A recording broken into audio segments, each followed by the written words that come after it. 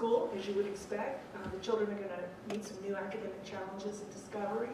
And we say here that the upper school nurtures intellectual maturity, exposing the students to exciting ideas and linking the major themes of the academic program to their own lives and dreams for the future.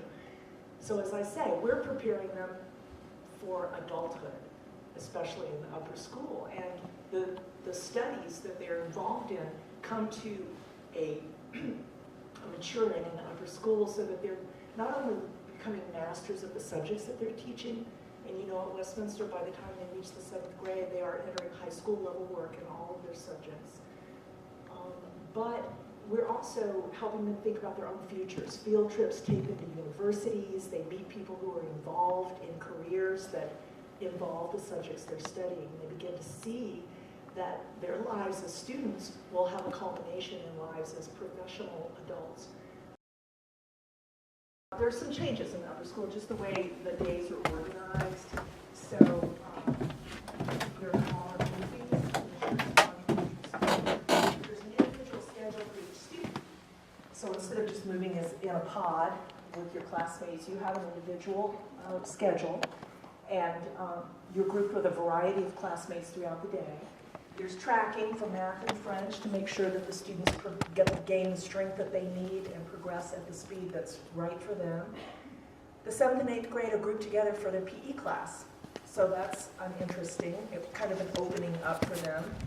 And there is homework on weekends, and there are tests and quizzes on Mondays. So there is appropriate challenge and support to prepare the student for higher level work. There is also a more specific counseling program in place. Each teacher in the upper school is assigned a small group of students that he or she is meant to oversee, both academically and socially, emotionally. Keep an eye on those students and help them when they reach challenges. There's this, instead of going outside every day, which we would love to continue, and we do occasionally do it, and they love it. They race for the swings. But built into the day is really a social break. Every morning they're assigned to a particular room which is supervised by a teacher, and they just get a few minutes to talk to one another, which is usually what they want to do most. They can also take care of business during that period, see their advisor, and go to the library if that could happen. There's a special schedule in the upper school you will hear the students refer to. During the 4th period, we rotate during the year for 7th graders among art, music, geography, Shakespeare, and drama.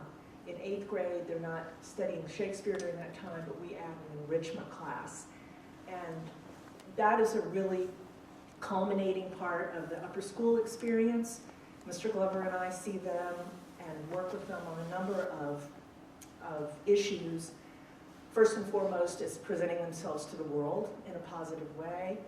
So we work on social skills, how you dress, your posture, how you greet people, what your obligations are if you're invited to a particular event, how to handle those obligations, how to go into a crowd where you don't know very many people and find that you can be more at ease by helping someone else become more at ease. And we practice those things. We shake hands with each other, we make small talk. They think it's ridiculous, but there's nothing like practice to prepare you for a situation.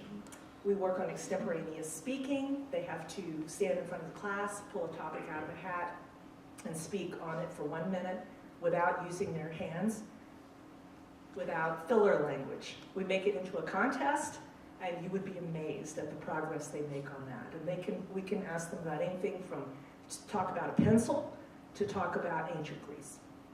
And they just have to do that. It's great preparation for the next activity, which is mock interviews. We take them through what it means to go on an interview, how you prepare for it, and then we practice putting all those things together, your appearance, your posture, your social skills, and your extemporaneous speaking skills, and help them with awkward questions that they might encounter in a high school interview. Later in the year, we usually talk to them, take them through an arts topic. Maybe there's a wonderful exhibit in town that we want them to know about, and we explore that, or music, or some other cultural phenomenon, and then in the end, we're preparing them for graduation. So can you explain, I don't know that they understand about how the 4th period schedule works, that it's blocked. The 4th period schedule is different from the regular academic subjects in that there are blocks throughout the year. So they might enter, at the beginning of the year, the 7th graders might alternate Shakespeare and geography every other day. And they do that for a number of weeks. And then they come back to that later in the year. And then they switch to drama all the time. We'll talk more about that. So the student might be having art and music every other day for several weeks and then switch to another dyad, I guess the word is. And that's the way it works. But through the year, they get their full component of those subjects of art and music, but it's not every week the way it has been for a number of years. Upper school brings new challenges and new opportunities. The science fair, which of course they do participate in 6th grade, is very important to the 7th graders. And one of the most important aspects, I think, of the upper school is the opportunities the children get to teach.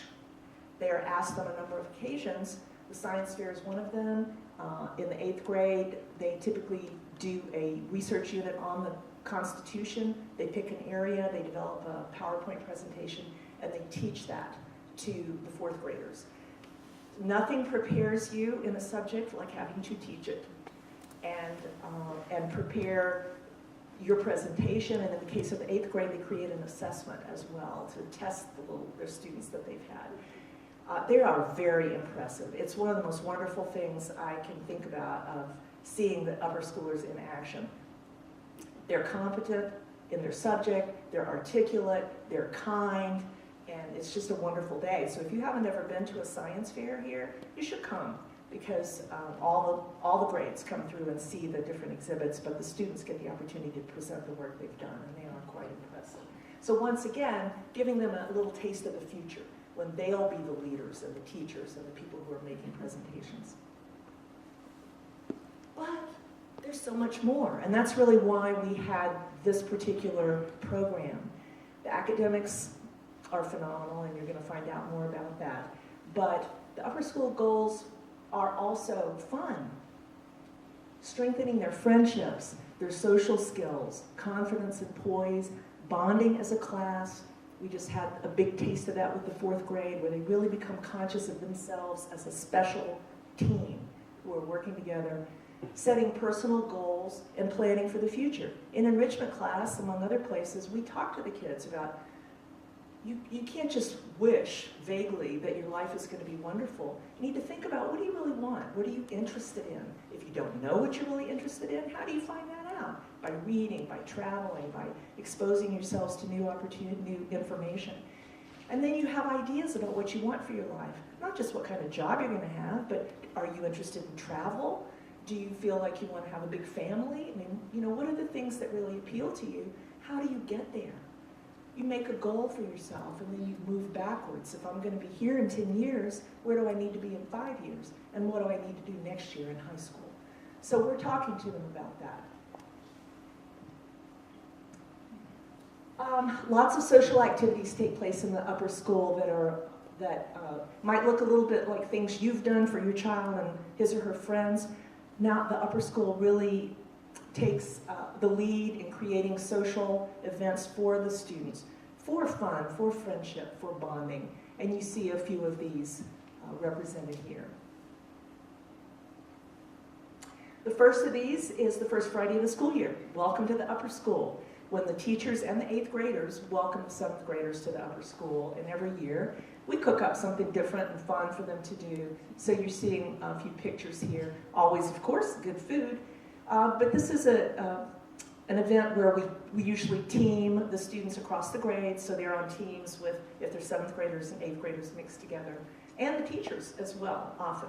So they begin to see their teachers in a little bit different light as well. More welcome to the upper school events. Big privilege in the upper school is the Builders Club, of course, which, as you know, is a community service organization under the Kiwanis umbrella, sponsored by Mr. Miller at Westminster School. This is an organization that the students are free to join, and we are very proud to say that almost 100% of our 7th and 8th graders do join the Builders Club. And what's really wonderful about it, I think, it's not just that they give back, as they say, to the community, help those less privileged, but they find out that they have the power to make a difference in the world, and that is extremely important. And I think most of our students, and we should track this, Michelle, go on to do community service in high school. It becomes part of their lives. I think because they certainly are so kind-hearted and loving, they do want to help people, but they also get a sense of satisfaction from being able to really make a difference in the world through these kinds of activities. And then we have a candle lighting ceremony in the fall where they take a pledge. You see upper left, to make the world a better place. I always tear up. I'm such a sad. How have all these 12 and 13-year-olds out here swearing to make the world a better place. Cleaning up, we adopt a couple of highways, making sandwiches for the homeless, collecting, this is gifts that, from a couple of years ago, I think, Christmas gifts for the students at the school where the children were tutoring, but the Builders Club does lots more than that. I'm sure you've read their activities. The students volunteer a certain number of hours each month. It also depends a lot on parental support, especially driving them if they're going to another place. Ah, yes. In the upper school, as part of the PE program, the students are continuing their dance program, which they've been exposed to dance each year, but when they reach the 7th grade, it becomes social dancing, as I like to call it, as opposed to ballroom dancing. And I, with Mr. Limmer's help, teach that. And again, we sort of have blocks during the school year, so there are usually 3 different blocks when they are having dance class. And I teach them how to waltz, how to do the jitterbug, how to do the foxtrot. Sometimes I get to disco. I keep trying to get to Latin dances, but the time seems to run out on me. And lots of fun warm-ups and line dances. And then Mr. Glover hosts 3 dance parties at the end of each of those dance units. And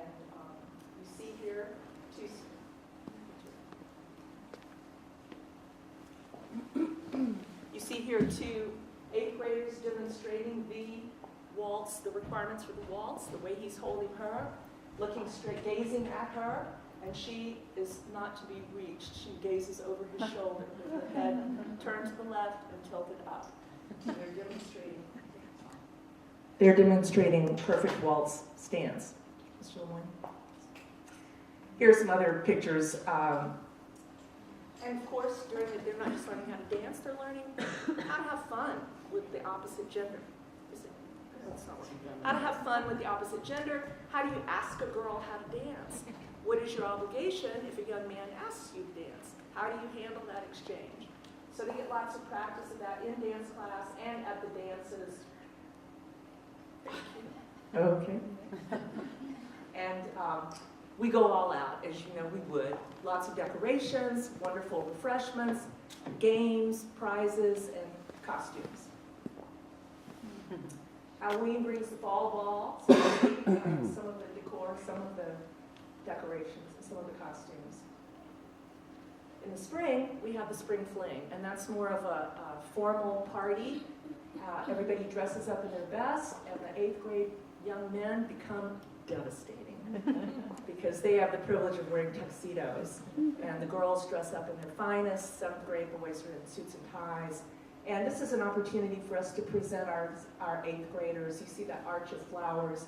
They stand in the arch. Mr. Glover says something wonderful about what they've contributed to the school and what their accomplishments are. And they are highlighted. So it's a very special time for the 8th graders. Lots of photo ops. Here's the last dance of the year after the final exam, when they lay their weary pencils down. They change into their rock and roll costumes and come into the theater, and we just rock the house down. And parents are welcome to come and be at the dance with us, and if you do, you will see that we teach them how to party. This is a very vital life skill. So they have a great time. And we have the big contests, jitterbug contest, waltz contest, now we've added a foxtrot contest, and trust me, it is competitive. There's some serious competition going on the dance floor. And big project in the 8th grade is the yearbook. So more about that in a moment, but this is the culmination of that. The yearbook is officially presented and dedicated. You know, the class chooses a teacher or a staff member to dedicate the yearbook to, so that's an unveiling. And the 7th grade and 8th graders have the privilege of getting the first yearbooks, so they get to sign each other's books at that event as well. Well, the drama program really culminates in the upper school, and it's hard to express to those who have not experienced it how profound this experience is for the students. You think, well, they've been in plays before, and they have been in plays before, wonderful plays, and they've developed a lot through that. But in the 7th grade, if I may say so, they get Mr. Glover for their director, someone who has directed, 100 plays, and they encounter William Shakespeare. They're studying him in their special class, and they are exploring the play very immediately through their own role in a Shakespeare production. So you see here some photos from some of our plays, A Midsummer Night's Dream, The Witches from Macbeth, more Dreamers, and it's challenging. They've just come into the 7th grade, they're getting used to their new teachers, their new level of classwork, and now all of a sudden they've got a big Shakespeare play with Mr. Glover. But you know what? They buckle down, they learn their lines, and we start going. And by the end of it, they have accomplished something that they never dreamed they could. And nothing strengthens you in life like overcoming a challenge that you thought was too difficult for you. Shakespeare makes a big difference to them. We just have some photos from our productions. Students, we get to know each other in a whole new light. I teach the choreography, I do the choreography and teach that to the kids. So they see me jumping around and kicking and doing things they don't normally see me do. They might see Mr. Glover do some things they don't normally see him do either. But we're all in it together as a team. It's a big step forward. Another big bonding experience because they recognize strengths in each other that maybe they haven't seen before. And they realize that everybody has something to contribute to the class. We also honor Shakespeare with one of my favorite events of the school year in the spring on his birthday or close to it. We have a special celebration. Usually it's out in the courtyard unless we're just rained out. We set up a beautiful table with sparkling cider and memento booklets. Everybody gets their corsage. So this is the entire upper school, 7th and 8th graders and their teachers are invited. And we all recite Shakespeare. So the students will recite poetry that they've memorized, either from the plays or the sonnets. And usually Mr. Glover and I do as well, sometimes, and Mrs. LeMoyne. And we toast the bard. Another big event for the 8th grade. As you know, through the years, you've seen our kooky skits. This is a lot of fun for everybody involved, Mr. Glover and I, as well as the students. Do something special for the school. The field trips continue, and in the upper school, as I said, they're really connecting the students, we hope, not only with the material they're studying, but with the possibilities for the future. The overnight trip to Williamsburg is a big tradition. Obviously, it's a wonderful educational field trip, but it's also an opportunity for them to be away from home, spend the night in a motel with their friends, and Mrs. O'Grady and other teachers, making sure that everything is going well. When they get a wonderful tour of Williamsburg and often get the chance to visit the campus of William and Mary, which is another little look into the possible future. And a big event there is the special dinner that they have together, usually candlelit dinner at the King's Inn or one of the really wonderful restaurants in Williamsburg. The boys, take the ladies' arms, seat them, so it's a practice in social dining, making conversation with one another, how you handle food that maybe you haven't experienced before. So again, preparing them to be adults in the world. The holiday cookie party is another fun time for the 8th grade. They get to be Santa and his cohorts at their choice, and we cook up, just a few fun things to say and do for the children.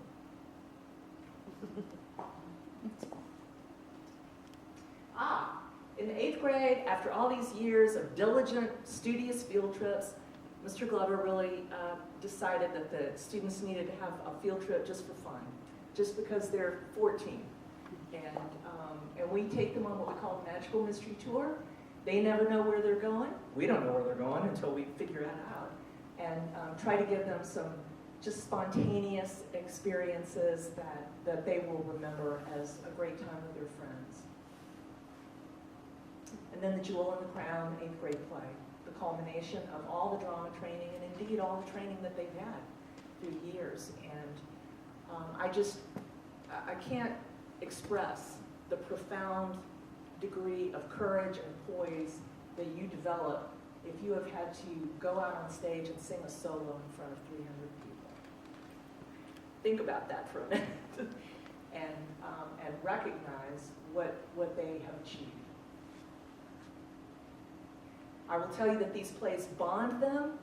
We just had the 4th grade play with the Wind in the Willows, and Jessica and Madeline Schuler came home from college to see the 4th grade play because that's what they did in the 4th grade. That's what it means to them. And we know that when friends, Westminster alumni get together, very often they sing the songs from their play. It's something that they all share. As you know, we go all out in the drama productions, and they get the best of what we all have to give. And that's what I mean when I say the whole administrative team, the maintenance crew is behind the upper school.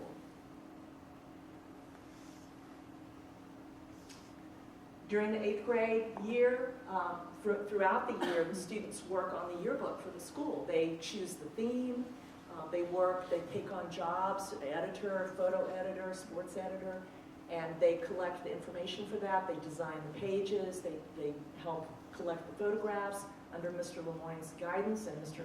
Glover's oversight as well to produce the wonderful yearbook that you see every year. So that's a big deal for them. As we approach the end of the year, we have a really special event for the 8th grade. This is the day before graduation.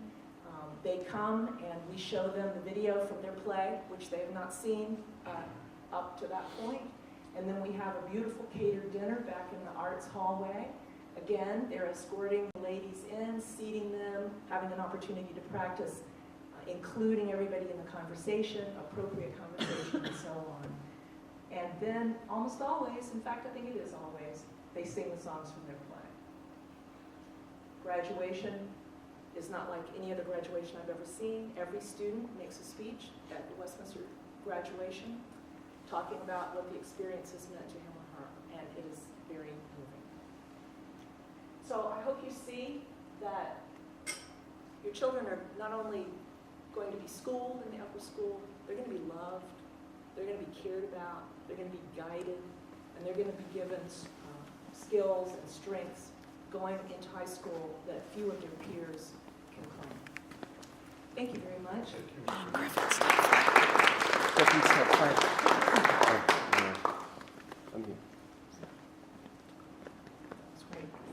Mr. Vossi is here today, and he is the dad of 3 beautiful girls, twin girls who are now at Potomac, and they are sophomores, is that right? Right. Sophomores who came here in the 2nd grade, and then he has a daughter now in the 8th grade, and he's a wonderful dad, and we love the whole family a lot. We're going to miss them. But I asked him if he would be here today just to speak a few words about someone who's experienced life after Westminster and the benefits of the upper school specifically when it comes to high school, and he doesn't know that yet, but beyond. So we'll let him speak for a few minutes. Thank you very much. I don't know if that's really working, but. Thank you, Ms. Schuler. So as Ms. Schuler said, that I have 2 daughters that graduated 2 years ago from Westminster. They're in high school now, and I have an 8th grader who's actually out sick today, but I made the trip anyway. Let me speak a little bit about kind of the culmination of a journey. I think one of the things that these guys do a really good job of is making a journey all the way from kindergarten. We've seen it from 2nd grade, but now we're seeing it from kindergarten. So everything is kind of a step up. Yes, the academics are a tad harder, but they really prepare you really well for high school, and I can attest to that with my older 2 daughters, who are at a very challenging school and are doing really, really well. So don't let that faze you so much. I think the important thing to learn here is what Ms. Glacier was saying was about the activities that they do help them grow. My kids still talk about that mystery tour. That was their highlight of their experience at Westminster, and they still talk about it. They talk about it, and I think they went to National Harbor that year and somewhere else. I forgot. It was like 2 trips in one day. So The other thing that I wanted to focus on, in addition to the academics, is finding the right fit for high school. One thing they do a really good job is they don't really press you as to what high school you want to go to. If you want to kind of gear yourself to a private school, high school, then they do a really good job about that during the application process. If you want to go towards a Catholic school or another religious school, they do a good job with respect to that, or public school, right? People have different appetites, different aptitudes, so they don't really push one school over another or one type of school. They kind of attune themselves to the particular student and the particular family. The example that I'll give is they push really well with the schools themselves. So one of the things that my daughter's going through right now is all the private schools, all the K through 8 schools, go to the high schools to lobby for their kids. These guys are very good lobbyists. I would probably send them to Capitol Hill. So they're really, really effective in that regard. You know, the application process, if you are applying to the private schools, is very competitive. So any edge that you can get in that regard is very, very helpful. But my older kids still keep in touch with all their friends from Westminster. Everybody seems to be doing very, very well. You know, we're 2 years removed from graduation now. So that was in 10th grade. Now they're in 10th grade, so that was, like I said, 2 years ago in 8th grade. The other thing about the high school process is that the academics shine through, as I mentioned. So my kids are doing, I don't see any wood here, but doing well and Westminster prepared them well for high school.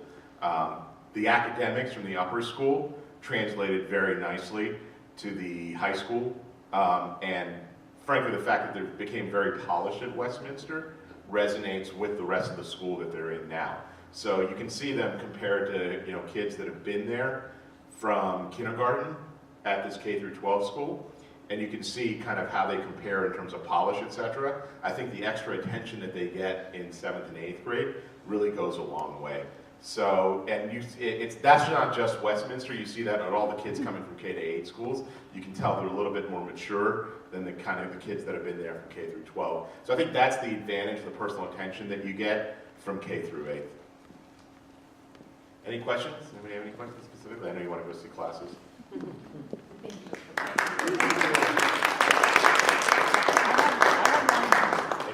I have one question. Yes, please. What other high schools did you consider when you were? So I'll just give the facts. We applied to 5 schools and got into 3, waitlisted at 1, and rejected from 1.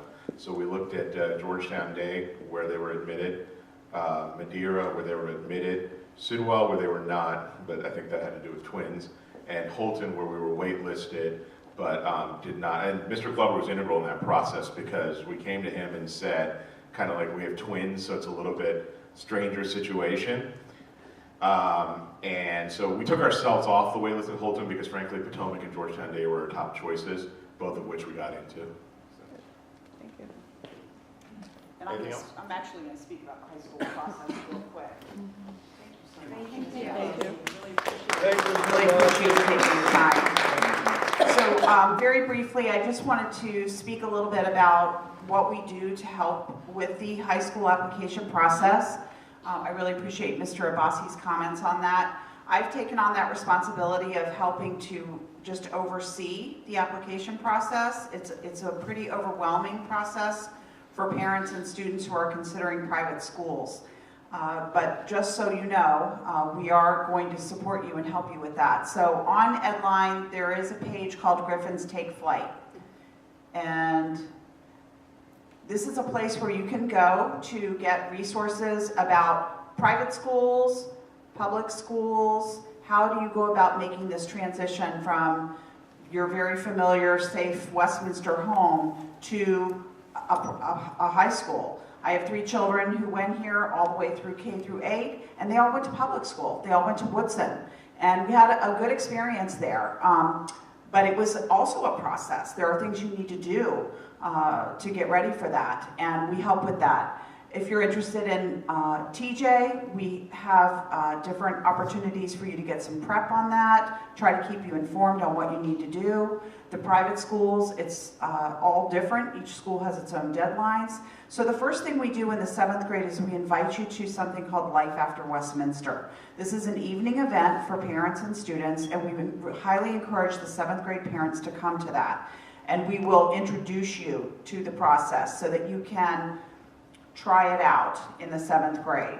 We help to host a high school fair where about 75 private high schools and some public schools will sometimes have representatives there too, but primarily private schools in the metropolitan area do attend this event, and we help to host that with several other K-8 schools, Langley, Congressional, Burgundy Farm, Brown, and I think there's maybe one other that I can't think of right now. But anyway, we take turns hosting it at our school, and then all of those students come to that event. So it's a great event for the high schools, and you have the opportunity to walk around, sort of shop like you would at a college fair.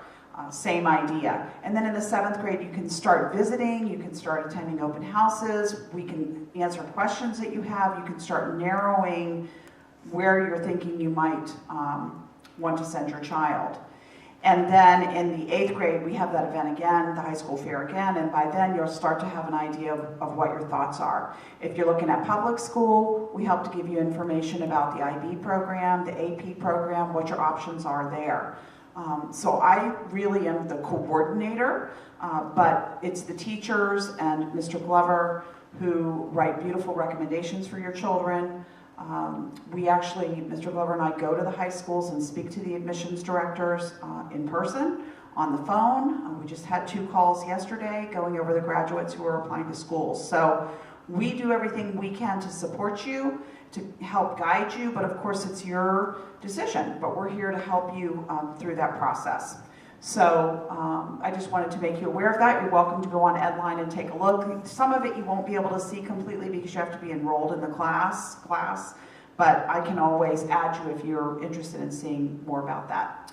So we only have really, we're running a little bit over, but I did want to just share with you a couple of, I look at them as almost testimonials. These are graduation speeches. You can see I have them in a notebook because they are quite special when the students stand up and speak about their Westminster experience. I thought it would be nice to just hear a few quotes from some of our kids. So indulge me for just a moment here. I'll try to manage the microphone with the notebook. This is from a young lady who came to us late in the 7th grade and was very reluctant to come here. She said, "Westminster has changed me. Maybe not changed me, but have pushed me to strive for put forth my very best effort." And she talks about how she didn't want to come here, and then she says that, you know, she gave in. "They are all still my friends, but now they are so much more than that to me. They are the people that I've grown up with and will always be important to me, and I will remember all of you forever." That's a girl that came here in the 7th grade. Imagine if you came here in kindergarten. She says, "Westminster has been one of the best experiences of my life. I'm so excited about my future and all the amazing things I'm going to get to do. And a lot of that is because I came here. That decision I made 2 years ago was maybe the best decision I have ever made in my life. It has shaped me and taught me and helped me to grow." This is another young man who came to us late. He says, "I have only been in Westminster for 2 years, and it's been the best years of my life. I'm surprised that in these years I have become a new person." This is a boy that came to us in 6th grade. "The upper school has shown me the challenges and character within the heart of Westminster. My wonderful classmates, who I consider to be family, have always had my back and have pushed me to succeed every day. I can always count on my fellow classmates to make me happy and to make my day just that much better." How many middle school students are talking about school like that? He says about Mr. Glover, "The man with a huge heart, whose spirit I so admire. Thank you. Our class has grown to know that whatever he does for the school and for its community is done with so much love.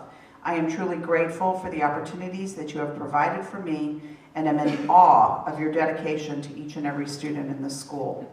And he finished with, the school has made me who I am today. Thank you for shaping me. I'm going to skip forward, but you can see how many pages I've marked, and that's because they're all so wonderful and heartfelt.